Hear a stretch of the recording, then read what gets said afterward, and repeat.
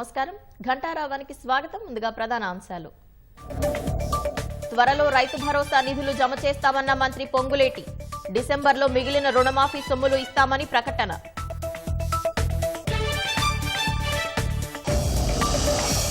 పాలనను అస్తవ్యస్తం చేసేందుకే ప్రతిపక్షాల పన్నాగమన్న శ్రీధర్ బాబు. రైతుల ముసుగులో అధికారులపై దాడులకు తెగబడ్డారని మండిపాటు. గాడిద పాల ఉత్పత్తి పేరిట బోర్డు తిప్పేసిన చెన్నై సంస్థ. తెలంగాణతో సహా 4 రాష్ట్రాల రైతుల నుంచి 100 కోట్ల వసూలు. దేశంలో బిలియనీర్లకే ప్రధాని నిధులు కేటాయిస్తున్నారన్న రాహుల్. కుల మతం ఆధారంగా బీజేపీ సమాజాన్ని విభజిస్తోందని ఆరోపణ. ట్రంప్ బాధ్యతలు చేపట్టిన భారత్పై వైఖరిలో మార్పు ఉండదు. డొనాల్డ్ గత సహాయకురాలు లీసా కర్టిస్ అభిప్రాయం.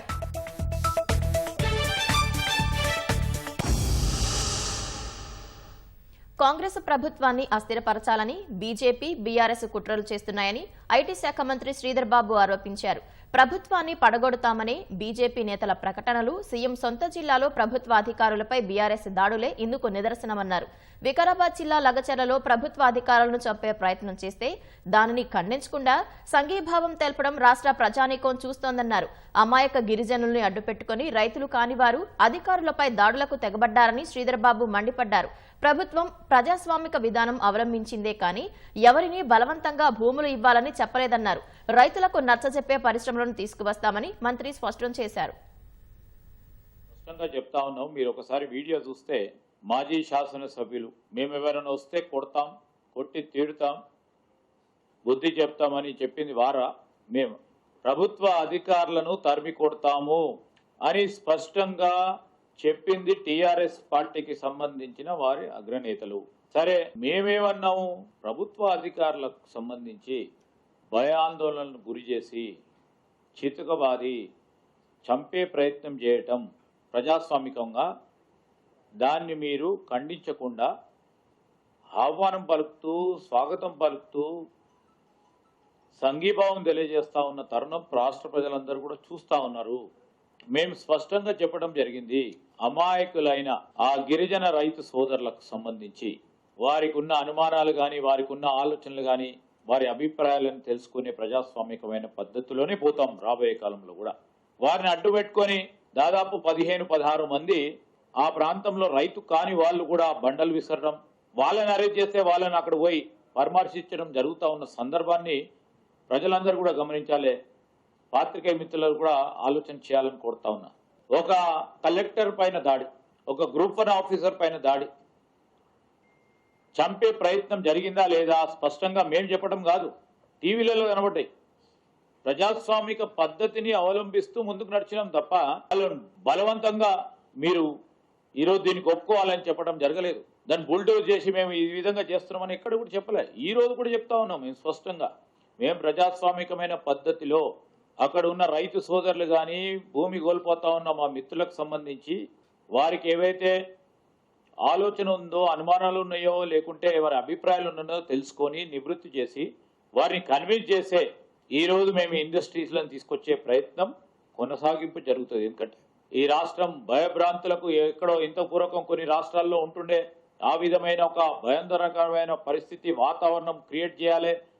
కాంగ్రెస్ పార్టీ ప్రభుత్వం సంబంధించిన అధికార యంత్రాంగాన్ని భయపెట్టియాలి అని ఒక అభిప్రాయం. ఇది కరెక్టా? తెలంగాణ సమాజానికి, తెలంగాణ సంస్కృతిలో ఎప్పుడైనా ఉందా? డెఫినెట్గా కనబడుతుంది కదా. అస్థిరపరిచే కార్యక్రమ భాగంలో బీజేపీకి సంబంధించిన ఒక సోదరుడు అంటాడు, ప్రభుత్వానికి సంబంధించిన ముఖ్యమంత్రి మీద తీసేపడతా ఉన్నాడు. దానికి దీనికి కరెక్ట్గా లింక్ కుదురుతా ఉంది. బీజేపీ టీఆర్ఎస్ చేసే ఒక ప్లాన్, ఇద్దరు మిత్రులు కలిసి చేస్తా ఉన్న ఒక ప్రయత్నం స్పష్టంగా కనబడతా ఉంది. ఇప్పుడు ఒక ప్రక్కనేమో వారు అట్లా మాట్లాడుతూ ఉంటే, ఇంకో ప్రక్కన మరి ముఖ్యమంత్రి గారి నియోజకవర్గంలో హింసకు ప్రోత్సాహం చేస్తూ ముందుకు నడిచింది ఇంకో పార్టీ. అంటే మీరు ఆలోచన చేయండి, దేర్ ఇస్ అ రిలేషన్. ప్రత్యామ్నాయ ఆలోచన కూడా చేసే ప్రయత్నం. అస్సలే వద్దు, మాకు ఇండస్ట్రీ వద్దు, ఈ రాష్ట్రంలోని ఇండస్ట్రీ కావద్దు, అసలు మాకు ఉపాధి వద్దు, మాకు మా చదువుకున్న పిల్లలకు ఉద్యోగాలే వద్దు, మాకు ఇవన్నీ కూడా ఇవ్వవద్దు అని రాష్ట్ర ప్రజలైతే ఎవరు కోరుకోరు. అట్లా నిరుద్యోగ యువతి యువకులకు ఉద్యోగాలు కల్పించాలంటే ఇక్కడ పరిశ్రమలు రావాలని కోరుకునేవారు చాలా పెద్ద శాతంలో ఉంటారు. ఏదైతే వారికి ల్యాండ్ హోల్డింగ్స్ ఉన్నాయో వారి పరంగా డెఫినెట్లీ మాకైనా వారికైనా ఎవరికున్నా కానీ ఆ మమకారం ఉంటుంది. ఉన్నప్పుడు దాన్ని ఒక స్పష్టతతో ముందుకు తీసుకెళ్లే ప్రయత్నం చేసే కారణంలోనే ఒక ప్రజాస్వామికబద్ధంలో టెంట్ ఏర్పాటు చేసుకొని ప్రజాభిప్రాయ సేకరణ భాగంలోనే అక్కడికి వెళ్ళటం జరిగింది. అనుయాయుల లబ్ధి కోసమే ముఖ్యమంత్రి రేవంత్ రెడ్డి పేదలను బలి చేస్తున్నారని బీఆర్ఎస్ కార్యనిర్వాహక అధ్యక్షుడు కేటీఆర్ మండిపడ్డారు. గతంలో ఫార్మా కంపెనీలను విమర్శించిన రేవంత్ రెడ్డి ఇప్పుడు తన కుటుంబీకుల లబ్ధి కోసమే వేల ఎకరాలు సేకరిస్తున్నారని ఆరోపించారు. వికారాబాద్ జిల్లా లగచర్లలో కలెక్టర్పై దాడి చేస్తున్న వీడియోలో ఉన్న కాంగ్రెస్ కార్యకర్తలను వదిలేసి బీఆర్ఎస్ కార్యకర్తలను అమాయకులను అరెస్టు చేశారన్నారు. సంగారెడ్డి సెంట్రల్ జైలులో ఉన్న బాధిత రైతులతో ములాఖత్ అయిన కేటీఆర్ జైల్లో 16 మందితో సుమారు 40 నిమిషాల పాటు మాట్లాడారు. ధైర్యంగా ఉండమని, అవసరమైతే పార్టీ తరఫున న్యాయ పోరాటం చేద్దామని భరోసానిచ్చారు. ఫార్మా సిటీ అని కేసీఆర్ పెడితే హైదరాబాద్ దగ్గర 14,000 ఎకరాలు సేకరిస్తే అది వద్దు రద్దు, అక్కడ రియల్ ఎస్టేట్ దందా చేస్తా, మా అన్నగాన్లకు అక్కడ మా తమ్ముళ్లకు నేను భూముల స్థాపన చేస్తా, ఫార్మా విలేజ్ల పేరిట ఇక్కడ సంగారెడ్డి జిల్లా న్యాల్కల్లో, అక్కడ కొడంగల్లో, ఇంకా అట్లనే మిగతా తెలంగాణలో కూడా ఒక 20 ఫార్మా విలేజ్లు పెడతా అని చెప్పి ఏదైతే ఇవాళ రేవంత్ రెడ్డి కొన్ని వికృతమైన అనాలోచితమైన ఆలోచనలు చేస్తా ఉన్నాడో, ఈ విషయంలో సంగారెడ్డి రైతులైనా సరే, న్యాల్కల్ రైతులైనా సరే, కొడంగల్ రైతులైనా సరే ధైర్యంగా ఉండండి. మీకు బీఆర్ఎస్ ఉన్నది, మీకు కేసీఆర్ ఉన్నాడు, మర్చిపోవద్దని చెప్పి నేను విజ్ఞప్తి చేస్తా ఉన్నా. మీకు ప్రజాస్వామికంగా రావాల్సింది, న్యాయంగా రావాల్సింది పిచ్చేదాకా మేము మీకు అండగా నిలబడతాం. వీళ్ళు ఎన్ని అక్రమ కేసులు పెట్టినా, ఎన్ని అక్రమ నిర్బంధాలు చేసే ప్రయత్నం చేసినా తప్పకుండా అవి మేము ఎదుర్కొంటాం. ఇవాళ గిరిజన బిడ్డలు కన్నీళ్లు పెడతా ఉంటే అన్నామామలో కొట్టినారు చూడు అంటే వాళ్ళు నిజంగా కూడా ఒక్కొక్కరు ఇప్పుడే అనిల్ జాదవ్ చెప్పినట్టు 30-40 కిలోలు కూడా లేని పిల్లలు, వాళ్ళు పాపం మాల్ న్యూట్రిషన్ తో బాధపడే పిల్లలు, బట్టలు కూడా చక్కగా లేవు. వాళ్ళు కలెక్టర్ను కొట్టినరు, అటెంప్ట్ మర్డర్ అని పెట్టడానికి నీకు మనసెట్లా ఒప్పింది రేవంత్ రెడ్డి అని నేను అడుగుతా ఉన్నా. చాతైతే రాజకీయ నాయకులుగా మాతో తలపడు, అంతేగాని పేదలకు ఈ రకమైన కష్టం కలిగించవద్దు. బేషరతుగా ఇక్కడైనా సిగ్గు తెచ్చుకొని ఈ కేసులన్నీ వెంటనే రద్దు చేయాలి, వాళ్ళని వెంటనే విడుదల చేయాలని చెప్పి మేము డిమాండ్ చేస్తా ఉన్నాం. సీఎం రేవంత్ రెడ్డి మహారాష్ట్ర ఎన్నికల ప్రచారంలో 6 గ్యారెంటీలు అమలు చేశామని అబద్దాలు ప్రచారం చేస్తున్నారని కేంద్ర మంత్రి కిషన్ రెడ్డి ఆరోపించారు. తెలంగాణ సస్యశ్యామలమైందని మహారాష్ట్రలో ప్రకటనలు ఇస్తున్నారని మండిపడ్డారు.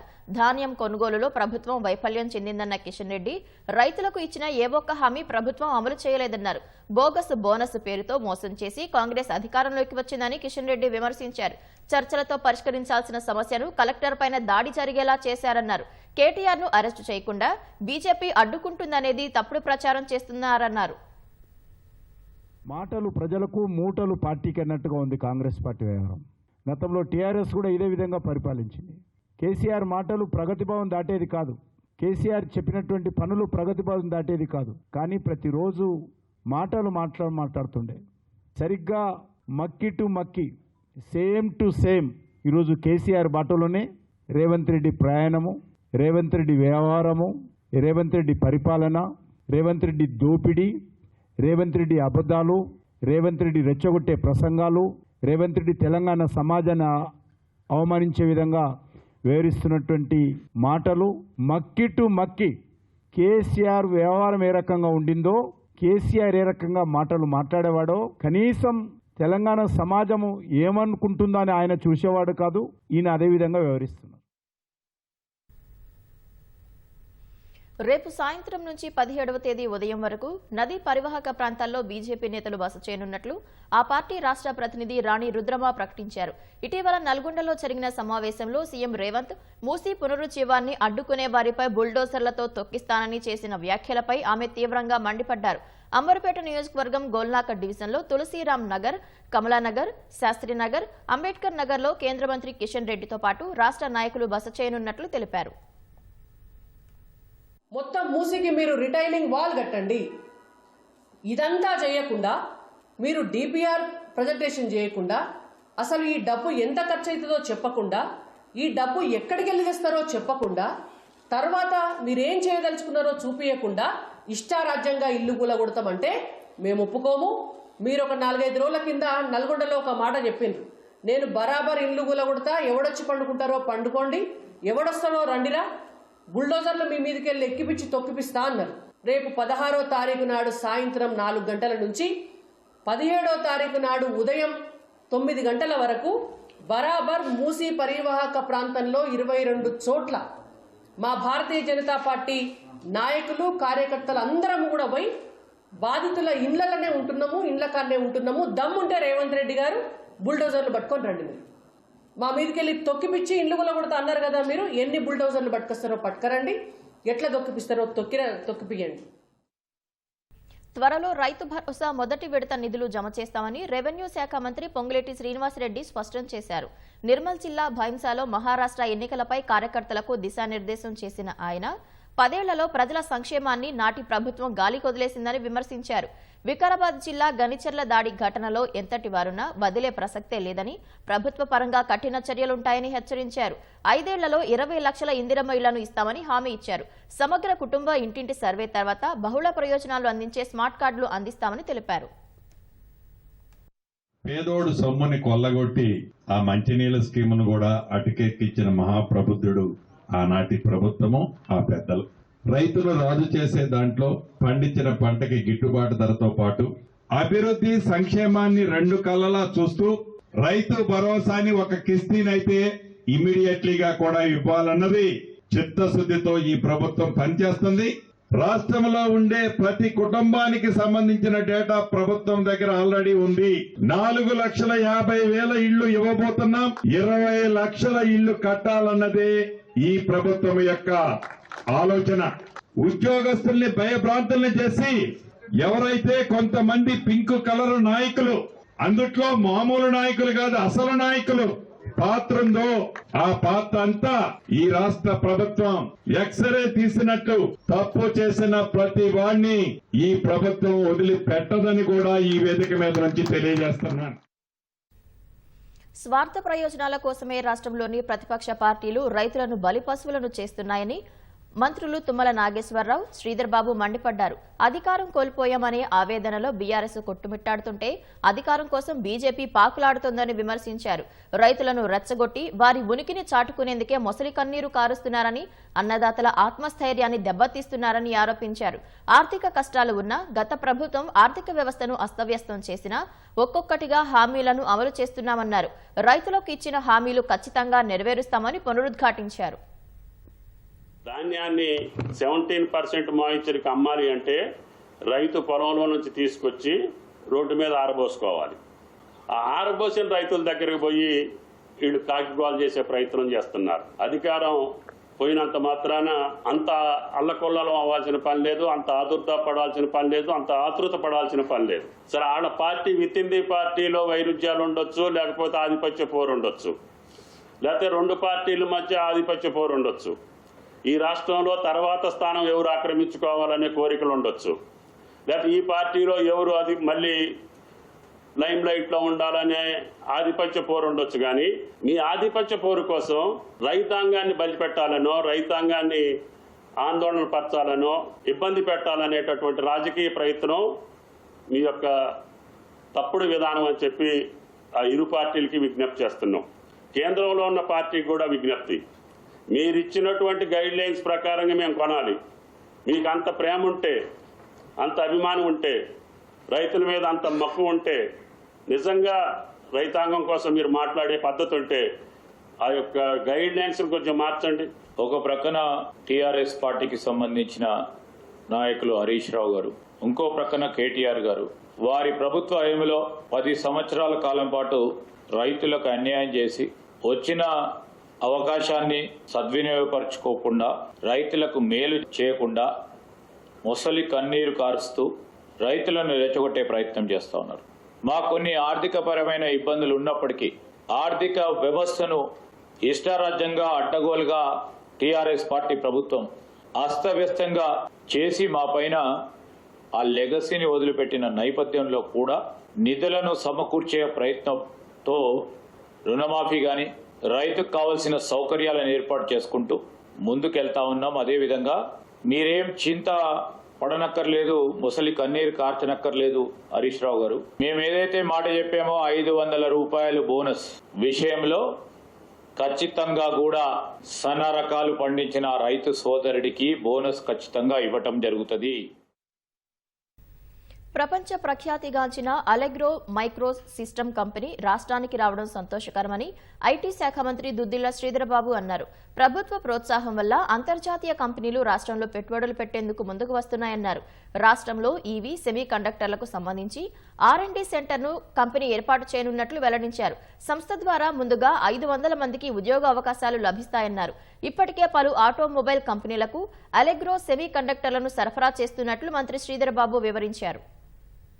ఫ్యూచర్ మొబిలిటీ సొల్యూషన్ సంబంధించి ప్రపంచ స్థాయిలో కూడా పేరుగాంచిన గ్లోబల్ లీడర్ ఈరోజు అలెగ్రో మైక్రో సిస్టమ్ వారు. వీరు 500 మందిని మొదటగా వారు ఎంప్లాయ్మెంట్ చేసుకుంటామని, దానికి సంబంధించి రాబోయే కాలంలో ఈవీ అదేవిధంగా సెమీ కండక్టర్స్ సంబంధించిన అంశాలు, ఇక్కడ ఉన్న డిజైన్ కంపెనీస్, ప్రధానంగా పారిశ్రామిక వాతావరణంలో పెద్ద ఎత్తున తెలంగాణ రాష్ట్రం అవకాశాలను దృష్టిలో పెట్టుకుని వారు ఇక్కడికి రావటం, ఆలోచన చేసి నిర్ణయం తీసుకోవటం పట్ల మేము హర్షం వ్యక్తం చేస్తూ స్వాగతం పలుకుతా ఉన్నాం. గురునానక్ జయంతి సందర్భంగా ముఖ్యమంత్రి రేవంత్ రెడ్డి ఆయన చిత్రపటానికి నివాళులు అర్పించారు. వినయం, సేవాభావాలతో జీవితాన్ని గడపాలనే గురునానక్ సందేశం సదా అనుసరణీయమని ముఖ్యమంత్రి రేవంత్ అన్నారు. సిక్కు మత స్థాపకులు గురునానక్ జయంతిని పురస్కరించుకుని రాష్ట్ర ప్రజలకు, సిక్కు సోదరులకు ఆయన శుభాకాంక్షలు తెలియజేశారు. గురునానక్ రచించిన ప్రేమ, కరుణ, మానవతా సందేశాలు మనల్ని వెలిగించాలని, సరైన మార్గంలో నడిపించాలని సీఎం రేవంత్ ఆకాంక్షించారు. గురునానక్ జీవితం, ఆయన బోధనలు మానవాళికి నిరంతరం ప్రేరణ కలిగిస్తాయని సీఎం తెలిపారు.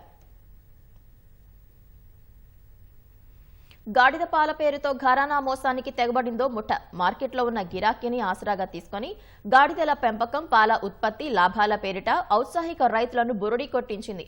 చెన్నైకి చెందిన డాంకీ ప్యాలెస్ ఫ్రాంచైజీ గ్రూప్ సభ్యులు తమను నిలువునా ముంచారని బాధితులు హైదరాబాద్ సోమాజిగూడ ప్రెస్ క్లబ్ లో ఆవేదన వ్యక్తం చేశారు. డాంకీ ప్యాలెస్ కు సంబంధించిన బాబు ఉల్గనాథన్, గిరిసుందర్, బాలాజీ, సోనికారెడ్డి, డాక్టర్ రమేష్ బృందం తమను కోట్ల రూపాయలు మోసం చేశారని వెల్లడించారు. ఒక్కో రైతు నుంచి సెక్యూరిటీ డిపాజిట్ కింద 5 లక్షలు, ఒక్కో గాడిదకు 80,000 నుంచి 1,50,000 రూపాయల చొప్పున తీసుకున్నారని వివరించారు. ఆ గాడిదల నుంచి ఉత్పత్తి చేసిన పాలను లీటర్కు 1,600 చొప్పున తామే సేకరిస్తామని ఒప్పందం చేసుకుని నమ్మించేందుకు 3 నెలల పాటు పాలు కొనుగోలు చేశారని తెలిపారు. అనంతరం 18 నెలలుగా సరఫరా చేసిన పాల బిల్, నిర్వహణ ఖర్చులు, వెటర్నరీ చికిత్సలకు సంబంధించిన నగదు ఇవ్వట్లేదని వాపోయారు. గట్టిగా ప్రశ్నిస్తే 15 నుంచి 70 లక్షల చొప్పున చెక్కులు ఇచ్చినప్పటికీ అవి బౌన్స్ అయ్యాయని ఆవేదన వ్యక్తం చేశారు. తెలంగాణ, ఆంధ్రప్రదేశ్, తమిళనాడు, కర్ణాటక రాష్ట్రాల్లో దాదాపు 400 మందికి పైగా బాధితులున్నామని తెలిపారు. ఇరు రాష్ట్రాల ముఖ్యమంత్రులు స్పందించి న్యాయం చేయాలని బాధితులు విజ్ఞప్తి చేశారు. ఈ డాంకీ ప్యాలెస్ ఓపెనింగ్ అప్పుడు ఫసాయ్ డైరెక్టర్ అమిత్ గారు వచ్చారు. ఏ ఫుడ్ ప్రొడక్ట్ ఫసాయ్ లైసెన్స్ లేకుండా మార్కెట్లో అమ్మకూడదు. ఈ ప్రొడక్ట్ కి ఫసాయ్ లైసెన్స్ లేకపోయినా కానీ ఫసాయ్ డైరెక్టర్ వచ్చి ఇనాగ్రేషన్ లో పార్టిసిపేట్ చేయడం, మేమందరం ఫసాయ్ లైసెన్స్ దీనికి ఇస్తారేమో అని చెప్పి సంవత్సరం నుంచి వెయిట్ చేయడం, ఈ ప్రొడక్ట్ మార్కెట్లో అమ్మలేక నష్టాల్లో మునిగిపోయి ఉన్నాం. బాబు మాకు ఇంతవరకు వాట్సాప్ మెసేజ్లు, గ్రూపుల్లో ఫాల్స్ కమిట్మెంట్స్, ఇంతవరకు ఒక్క కమిట్మెంట్ కూడా మాకు డబ్బులు ఇస్తానని ఒక్క డేట్ కూడా నిలబడలేదు. చెక్స్ ఇచ్చాడు అందరికీ, ప్రతి చెక్ బౌన్స్ అయింది. అలాగే NRCE national research centre on equines, వీరు కూడా వారి వెబ్సైట్లో డాంకీ ప్యాలెస్ సక్సెస్ఫుల్ స్టోరీ అని చెప్పి వారి వెబ్సైట్లో పెట్టారు. ఇవన్నీ చూసి collector Vishnu Venugopal inauguration, NRCE support, FSSAI director రావడం, ఈ 3 చూసి చదువుకున్న వాళ్ళు కూడా వీళ్ళ మోసంలో బోల్తా కొట్టారు.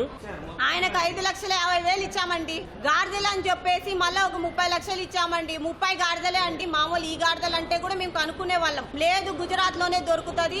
ఒక గాడిద 1,00,000 నుంచి 1,20,000 అని చెప్పారండి. అందుకనే వాడికి 30 గాడిదలు 30 లక్షలు ఇచ్చి తెచ్చుకున్నామండి. ఒక 3 నెలలు 4 నెలలు చేశాడండి బానే.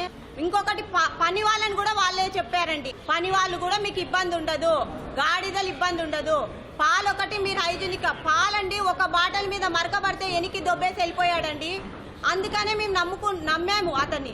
ఒక 3 నెలలు ఇకపోతే ఏదో నిజంగా బిజినెస్ లో జరుగుతాయి కదా లాభ నష్టాలు అని చెప్పి నమ్మాము. ఇన్ని రోజులు ఆగామండి. ఇట్లాంటి వాడిలో మేము ఇంత బలైపోయాము. ఇంత జీవితం కాలం సంపాదించే అమౌంట్ బలి చేశాడు వాడు. 400 కుటుంబాలకు జరిగినటువంటి స్కామ్ సార్. 100 కోట్ల రూపాయలు. ప్రతి ఒక్క రైతుకి 30 లక్షల నుంచి 40 లక్షల రూపాయలు ఇవ్వాలి. అతను పొలిటికల్ ఇన్ఫ్లుయెన్స్ ఉపయోగించి వాళ్ళందరినీ మేనేజ్ చేస్తా ఉన్నాడు. ఇంత వడ్డీకి అతను ఎవరు అరెస్ట్ చేయలేకపోతున్నారు? ఈ 100 కోట్ల కుంభకోణం జరిగిపోయింది, రైతులు రోడ్డున పడ్డాం. దయచేసి మీ అందరి సపోర్ట్ కావాలి మాకు. సంగారెడ్డి జిల్లాకు చెందిన వైద్య విద్యార్థిని స్నిగ్ధ ఫిలిప్పీన్స్ లో అనుమానాస్పద స్థితిలో మృతి చెందింది. పటాన్చేరు మండలం ఇంద్రేశం గ్రామానికి చెందిన స్నిగ్ధ ఫిలిప్పీన్స్ లో వైద్య విద్యను అభ్యసిస్తుంది. తన పుట్టినరోజు సందర్భంగా అర్ధరాత్రి సమయంలో స్నేహితులు శుభాకాంక్షలు చెప్పేందుకు వెళ్లేసరికి ఆమె గదిలో పడి చనిపోయి ఉందని స్నేహితులు తెలిపారు. సమాచారం అందుకున్న పటాన్చేరులోని ఆమె కుటుంబ సభ్యులు కన్నీటి పర్యంతమయ్యారు. ఆమె తండ్రి అమృతరావు విద్యుత్ శాఖలో డీఈగా విధులు నిర్వర్తిస్తున్నారు. మృతదేహాన్ని స్వదేశం రప్పించేందుకు ఫిలిప్పీన్స్ దేశ అధికారులతో సంప్రదింపులు జరపాలని ఆయన విజ్ఞప్తి చేశారు. స్వాతంత్ర్యోద్యమంలో గిరిజనుల త్యాగాలను గుర్తించడంలో కాంగ్రెస్ నేతృత్వంలోని గత ప్రభుత్వాలు విఫలమయ్యాయని ప్రధాని నరేంద్ర మోదీ విమర్శించారు. ఒక పార్టీకి ఒక కుటుంబానికి క్రెడిట్ ఇవ్వడానికి ఈ ప్రయత్నం జరిగిందని, పరోక్షంగా గాంధీ కుటుంబాన్ని కాంగ్రెస్ ను ఉద్దేశించి వ్యాఖ్యానించారు. ఒక్క కుటుంబం కారణంగానే దేశానికి స్వాతంత్ర్యం లభిస్తే బిర్సా ముండా ఉద్యమాన్ని ఎందుకు ప్రారంభించారని గాంధీ కుటుంబాన్ని ఉద్దేశించి మోదీ ప్రశ్నించారు. గిరిజన నాయకుడు బిర్సా ముండా 150వ జయంతి సందర్భంగా ప్రధాని నరేంద్ర మోదీ బీహార్లోని జమూయిలో 6,640 కోట్ల విలువ చేసే అభివృద్ధి పనులను ప్రారంభించారు. ఈ సందర్భంగా బిర్సా ముండా పోస్టల్ స్టాంపును, నాణ్యాన్ని ప్రధాని విడుదల చేశారు. స్వాతంత్ర్యోద్యమంలో ఎంతో మంది గిరిజన నాయకులు కీలక పాత్ర పోషించారని తెలిపారు. క్రీడల్లో గిరిజన యువత కీలక పాత్ర పోషిస్తుందని, వారి కోసం క్రీడా సౌకర్యాలను మెరుగుపరుస్తున్నామని చెప్పారు. గిరిజనులకు మెరుగైన వైద్య సేవలు అందించేందుకు అనేక చర్యలు తీసుకుంటున్నామని తెలిపారు. ప్రజలు కలిసికట్టుగా గిరిజన వారసత్వ సంపదను కాపాడాలని మోదీ పిలుపునిచ్చారు. अटल बिहारी वाजपेयी जी के नेतृत्व वाली एनडीए सरकार ही थी जिसने आदिवासी कल्याण के लिए अलग मंत्रालय बनाया। 10 साल पहले आदिवासी क्षेत्रों, आदिवासी परिवारों के विकास के लिए बजट 25,000 करोड़ रुपए से भी कम था। 10 साल पहले का हाल देखिए, 25,000 करोड़ से भी कम। हमारी सरकार ने इसको 5 गुना बढ़ाकर 1.25 लाख करोड़ रुपए पहुंचाया है। अभी कुछ दिन पहले ही देश के 60,000 से अधिक आदिवासी गांवों के विकास के लिए एक विशेष योजना हमने शुरू की है। धरती आबा जनजातीय ग्राम उत्कर्ष अभियान, इसके तहत करीब 80,000 करोड़ रुपए आदिवासी गांवों में लगाए जाएंगे। మహారాష్ట్ర ఛత్రపతి శివాజీ మహారాజ్ వీర్ సావర్కర్ బాటలో నడవాలా లేదా ఔరంగజేబు మార్గంలో నడవాలా అనేది అసెంబ్లీ ఎన్నికలు నిర్ణయిస్తాయని కేంద్ర హోంమంత్రి అమిత్ షా అన్నారు. హింగోలీలో జరిగిన ఎన్నికల ప్రచార సభలో పాల్గొన్న ఆయన మహాయుతి కూటమి శివాజీ మహారాజ్ మార్గాన్ని ఎంచుకుందన్నారు. మహావికాస్ అఘాడీ కూటమి ఔరంగజేబు అభిమాన సంఘమని విమర్శించారు. వీర్ సావర్కర్ శివసేన వ్యవస్థాపకులు బాల్ ఠాక్రే గురించి 2 మంచి మాటలు మాట్లాడాలని రాహుల్ గాంధీకి చెప్పే ధైర్యం ఉద్దవ్ ఠాక్రేకు ఉందా అని అమిత్ షా సవాల్ విసిరారు. జమ్మూ కాశ్మీర్లో ఆర్టికల్ 370ని పునరుద్ధరించాలని కాంగ్రెస్ పార్టీ ప్రయత్నిస్తోందని మండిపడ్డారు. हरियाणा चुनाव के अंदर राहुल बाबा ने ताल ठोक कर कहा कि हम तो जीत चुके। इतना अहंकार, लोकतंत्र में इतना अहंकार, और परिणाम देखिए, हरियाणा में कांग्रेस का सुपड़ा साफ हो गया और भाजपा की सरकार बनी। मैं आज कहने आया हूं महाराष्ट्र की जनता को, पूरा देश मोदी जी के साथ है। महाराष्ट्र का हर गरीब एनडीए के साथ है। आने वाले दिनों में महाराष्ट्र में महायुति की सरकार बनने वाली है। महायुति की పేదల ప్రయోజనాలను పణంగా పెట్టి బిలియనీర్ల కోసం ప్రధాని నరేంద్ర మోదీ నిధులు కేటాయిస్తున్నారని ప్రతిపక్ష నేత రాహుల్ గాంధీ ఆరోపించారు. రాజ్యాంగాన్ని రక్షించేందుకు తమ కూటమి పోరాటం చేస్తుంటే బీజేపీ దాన్ని చెత్తబుట్టలో వేసేందుకు ప్రయత్నిస్తోందని ధ్వజమెత్తారు. బీజేపీ, ఆర్ఎస్ఎస్, ఇండియా కూటమి మధ్య ఇది భావజాల పోరాటమని రాహుల్ అన్నారు. జార్ఖండ్లో ఎన్నికల ప్రచారంలో పాల్గొన్న రాహుల్ గాంధీ బీజేపీ ప్రధాని మోదీపై విమర్శలు గుప్పించారు. కులం, మతం ఆధారంగా సమాజాన్ని విభజించేందుకు బీజేపీ నాయకులు ప్రయత్నిస్తున్నారని ఆరోపించారు. ప్రధాని మోదీని, ఆయన 56 అంగుళాల ఛాతీని చూసి తాను భయపడటం లేదన్నారు. బిలియనీర్ల చేతిలో ప్రధాని కీలుబొమ్మగా మారారన్న రాహుల్ పగలు ప్రజలకు ఉపన్యాసాలు ఇచ్చి రాత్రిపూట వ్యాపారవేత్తలతో కలిసి విందులు, వినోదాల్లో పాల్గొంటారని ఆరోపించారు. కులగణన దేశ ముఖచిత్రాన్ని మారుస్తుందని రాహుల్ పునరుద్ఘాటించారు. कांग्रेस पार्टी और इंडिया गठबंधन जो अंबेडकर जी का संविधान है इसकी रक्षा करने का काम कर रही है। बीजेपी और आरएसएस संविधान को खत्म करने की कोशिश कर रही है। नरेंद्र मोदी जी, इसका रंग जरूरी नहीं है, जो इसके अंदर लिखा है, जो आपने पूरी जिंदगी भर नहीं पढ़ा है, वो जरूरी है। बंबई में धारावी में जमीन है, 1 लाख करोड़ रुपए की जमीन है। नरेंद्र मोदी जी और महाराष्ट्र की सरकार वो जमीन अदानी जी को देने की कोशिश कर रहे हैं। महाराष्ट्र में हमारी सरकार थी, हमारी सरकार को जमीन छीनने के लिए गिराया गया।